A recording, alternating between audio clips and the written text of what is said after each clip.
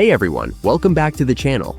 Today I'm going to show you 2 easy methods to get subtitles and transcriptions for your videos without spending a penny.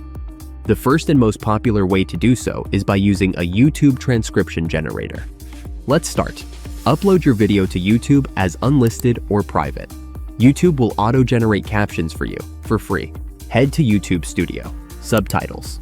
Download your transcript in SRT, VTT, or TXT. You can also get the ASS file out of this by using any free SRT to ASS converter online. However, there are some drawbacks. The subtitles most of the times are not accurate with either words or timings. And number 2, it doesn't support or detect all dialects and translations. If you're looking for something professional in terms of accuracy, head over to SubtitleBee.com. Sign up and upload your file. It will auto-generate subtitles.